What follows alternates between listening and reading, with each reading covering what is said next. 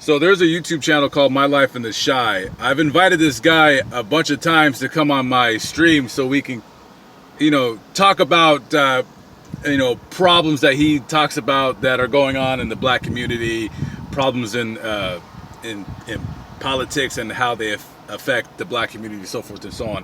He has never took me up on my offer, but anyways. So he had a video talking about bait car, and basically what bait car is when police, they go to lower income neighborhoods, because that's predominantly where people steal stuff. They steal stuff in lower income communities. They steal stuff in rich communities too, but that would be the poor people from the lower income communities going into the rich communities. So there's a story out of Chicago that the police had put a few bait cars in poor neighborhoods in and around Chicago. Now, this is the part of the story where I find really funny. Guess what they put inside of the bait car? Now, this is a true bait car. They put pairs of Nike Air Jordans in the bait car. That is hilarious. So they're putting these shoes in the bait cars, and then they just wait for somebody to break into the car, steal the car, whatever, and they arrest them. So this guy with his YouTube channel is hollering about that's entrapment. All you're doing is setting up black people to fail. This should be illegal, blah, blah, blah, yada, yada, yada. Okay, here's the thing.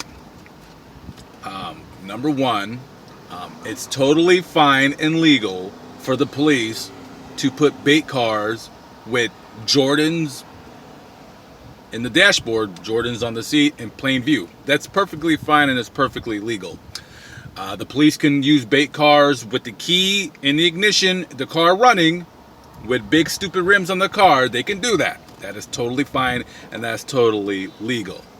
You could put 3 $100 bills right next to the window, tape them up with the keys, with a sign saying keys right there, and come take the money. You could do that if you want. Is it entrapment? Meh. Depending on what you think entrapment is. But here's the thing. Nobody is telling you to steal. Okay? Nobody forces you to steal. Okay?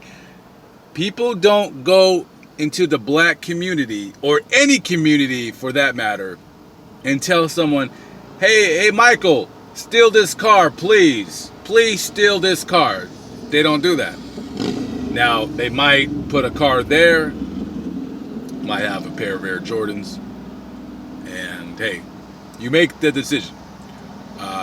Stealing is wrong. Okay, we all know, even little kids know that stealing is in fact wrong.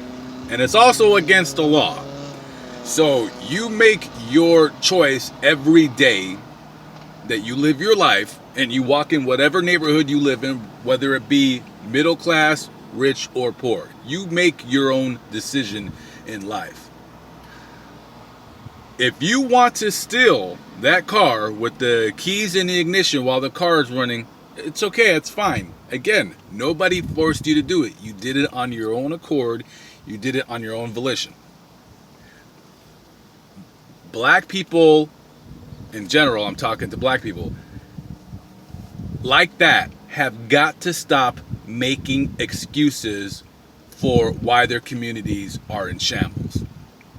That's it. You just have to. Because you can only blame the police for so much. You can only blame Whitey for so much. You can only blame Donald Trump for so much. Only so much blame could be spread around to those people until you finally got to look up in the mirror and look at yourself and say, you know what? Maybe it's not